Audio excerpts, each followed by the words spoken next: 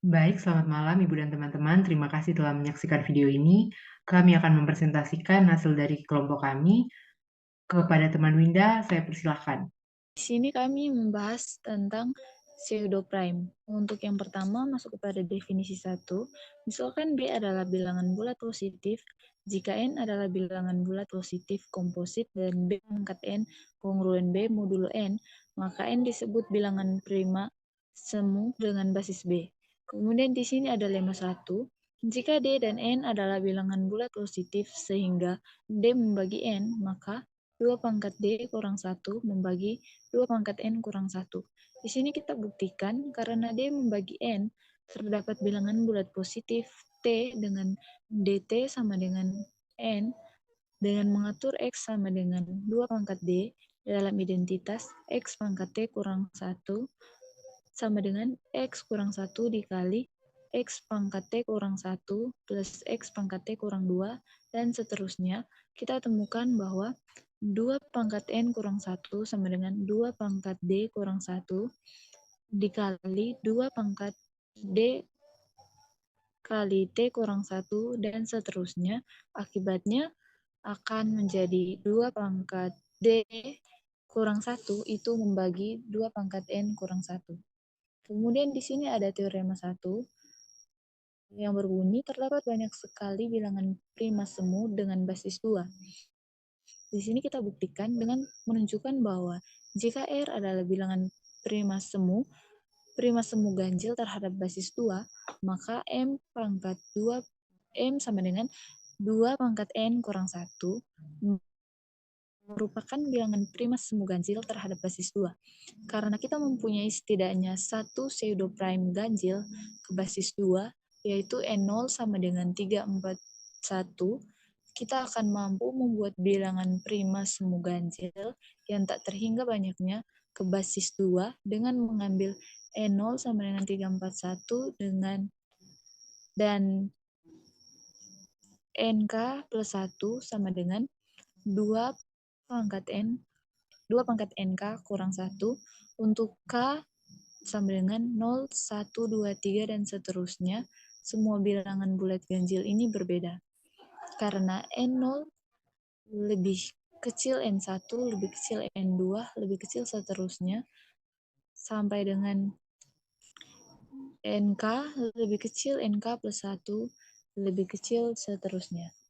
Selanjutnya, misalkan N menjadi pseudoprime ganjil sehingga N komposit dan 2 pangkat N kurang 1 kongruen 1 modulo N. Karena N adalah komposit, maka N sama dengan DT dengan D lebih besar 1, lebih kecil N, dan T lebih besar 1, lebih kecil N. Kita akan menunjukkan bahwa M sama dengan 2 pangkat N dikurang 1 juga pseudoprime dengan terlebih dahulu menunjukkan bahwa ia komposit, dan kemudian dengan menunjukkan 2 pangkat M kurang 1 kongruen 1 itu modulo M. Nah, untuk melihat bahwa M adalah komposit, kita gunakan lemma 1, yang dimana tadi lemma 1 itu 2 pangkat D kurang 1 itu membagi 2 pangkat N kurang 1 sama dengan M.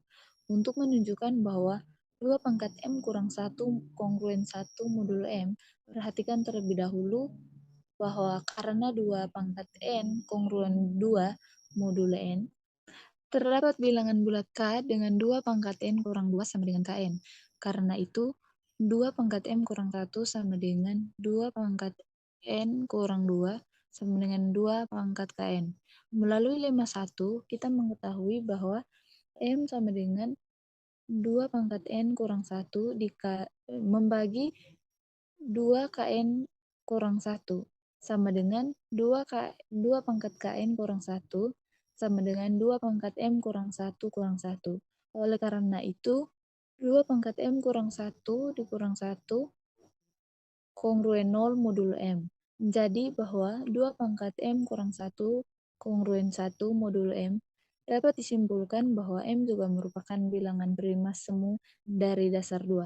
Untuk selanjutnya dilanjutkan oleh teman Wasti. Baik, kita masuk dalam definisi yang kedua. Dikatakan suatu bilangan bulat komposit yang memenuhi B pangkat N kurang 1 modulo 1, B pangkat N kurang 1 kongruen dengan 1 modulo N, untuk semua bilangan bulat positif B, dengan B dan N itu sama dengan 1, disebut dengan bilangan Carmichael. Nah, teorema 2-nya, jika N sama dengan Q1, Q2, sampai Qk, di mana Qj adalah bilangan prima berbeda yang memenuhi Qj dikurang dengan 1 membagi N kurang 1 untuk semua J. Nah, maka N adalah bilangan Carmichael.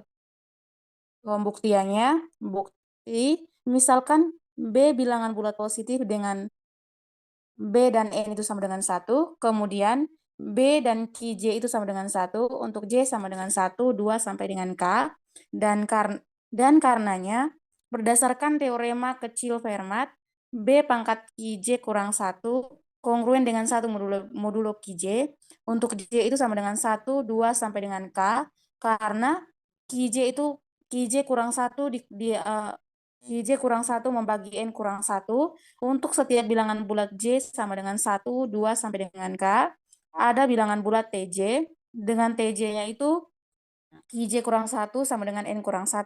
Nah, oleh karena itu, untuk setiap J, kita tahu bahwa B pangkat N kurang 1 itu sama dengan B pangkat Qj kurang 1 dikali Tj, kongruen dengan 1 modulo Qj. Maka berdasarkan akibat 3.2, kita dapatkan B pangkat N kurang 1 kongruen dengan 1 modulo N, dan dapat disimpulkan bahwa N adalah suatu bilangan Carmichael. Untuk selanjutnya akan dijelaskan oleh teman saya. Baik, selanjutnya adalah teorema Euler. Definisi yang pertama, misalkan N adalah bilangan bulat positif, fungsi Euler pi psi N adalah didefinisikan sebagai banyaknya bilangan bulat positif yang tidak melebihi N relatif prima ke N. Lalu definisi yang kedua, modulo sistem residu terreduksi N adalah himpunan bilangan bulat psi N, sedemikian sehingga untuk setiap elemen himpunan relatif prima terhadap N, tidak ada dua elemen yang berbeda di mana elemen-elemen himpunan tersebut adalah modulo N yang kongruen. Selanjutnya yang akan dibahas adalah sifat-sifat dari teorema Euler. Yang pertama, diketahui jika P adalah bilangan prima, maka psi P itu sama dengan P kurang 1. Hal ini dikarenakan bahwa faktor prima dari P hanyalah P dan hanyalah 1 dan dirinya sendiri. Kita tahu bahwa 1 dan P itu memiliki hubungan yang relatif prima. Maka bilangan asli yang kurang dari atau sama dengan P dan relatif prima dengan P adalah 1, 2, 3, dan seterusnya hingga P kurang 1. Sehingga psi P sama dengan P kurang 1. Sifat yang kedua, jika P adalah bilangan prima, maka untuk setiap K elemen N, psi P kali K itu sama dengan P kali K kurang 1 dikali P kurang 1. Nah, kita tahu bahwa P, 2P, 3P, sampai dengan P pangkat K kurang 1 kali P tidak relatif prima dengan P pangkat K, maka bilangan asli yang kurang dari atau sama dengan P pangkat K dan relatif prima dengan P pangkat K adalah P pangkat K dikurang dengan P pangkat K kurang 1 sama dengan P pangkat K kurang 1 dikali P kurang 1. Lalu sifat yang ketiga, misalkan AB relatif prima, maka psi AB itu sama dengan psi A kali psi B. Selanjutnya akan dijelaskan oleh teman saya. Teorema yang pertama, jika FPB A dan M adalah 1 dan R1, R2, sampai RCM adalah bilangan-bilangan bulat positif yang lebih kecil dari M dan masing-masing prima terhadap M, maka residu-residu terkecil modulo M dari A R1, A R2, sampai A RCM adalah suatu permutasi dari R1, R2, sampai RCM. Buktinya, RCM adalah banyaknya elemen dari himpunan AR1, AR2, sampai ARCM. Untuk membuktikan bahwa residu-residu terkecil dari AR1, AR2, sampai ARCM adalah permutasi dari elemen R1, R2, sampai RCM, kita harus menunjukkan bahwa ARI kongruen dengan ARJ modulo M untuk I dan J-nya itu dari 1 sampai CM.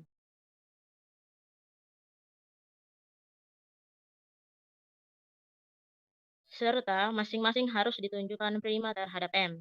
Jadi kita misalkan ARI kongruen dengan ARJ modulo M untuk I dan J-nya itu di antara 1 sampai CM. Karena FPB dari A dan M itu sama dengan 1, maka ARI kongruen dengan ARJ modulo M menjadi RI kongruen RJ modulo M.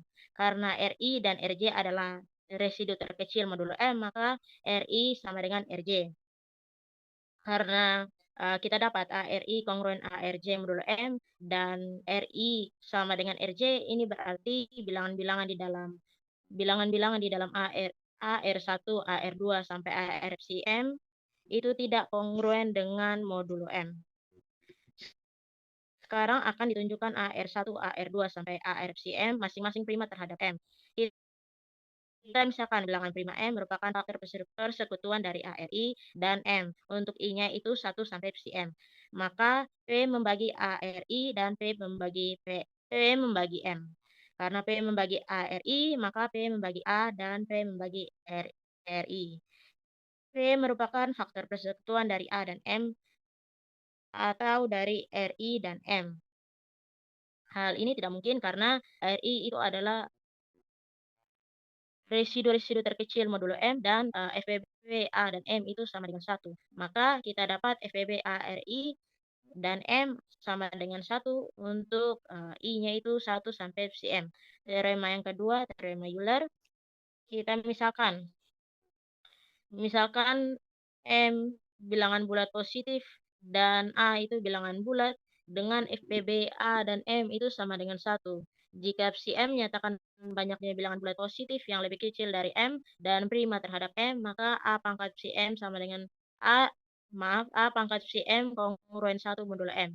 Buktinya, dari teorema yang pertama, kita dapat bilangan-bilangan AR1, AR2 sampai ARCM mempunyai residu-residu terkecil modulo M, yaitu R1, R2 sampai RCM. Sehingga AR1, AR2 sampai ARCM kongruen dengan R1, R2 sampai RCM modulo M.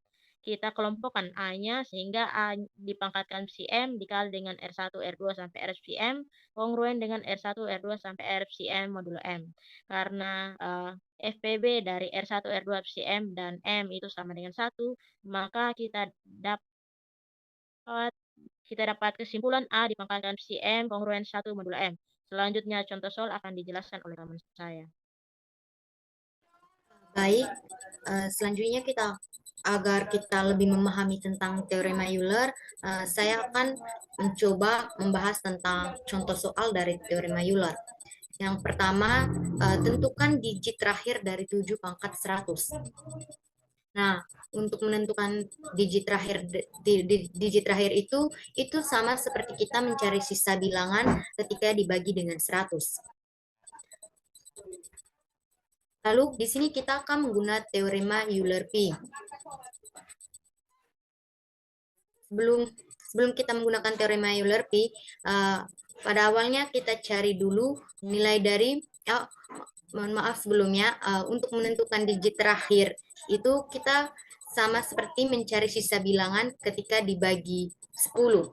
Nah, di sini kita akan menggunakan teorema Euler-P, dan sebelum kita menggunakan teorema Euler-P, kita akan mencari dulu nilai dari psi 10. Kita tahu sendiri faktor dari 10 itu 2 dan 5, maka kita bisa mencari dengan psi 10 itu sama dengan 2 kali 5. Nah, itu sama dengan 10 dikali dengan 1 kurang 1/2 dikali dengan 1 kurang 1/5 sama dengan 4. Maka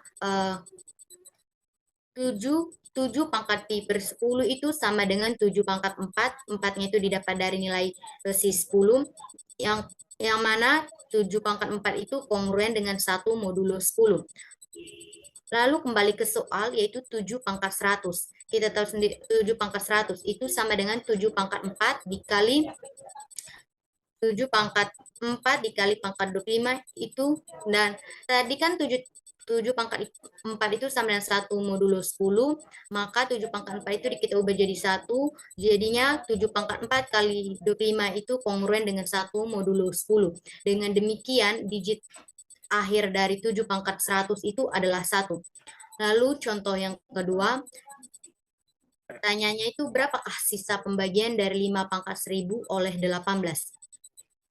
Sebelumnya kita tahu kalau 18 dan 5 itu adalah relatif prima, dan psi dari 18 itu faktornya itu 2 kali 3 pangkat 2, maka psi 18 itu 18 dikali 1 kurang 1/2 kali 1 kurang 1/3 dan itu sama dengan 6.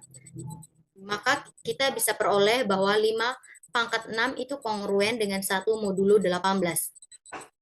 Lalu kembali ke soal, 5/1000 itu sama dengan 5/6 kali pangkat 166 dikali 5/4.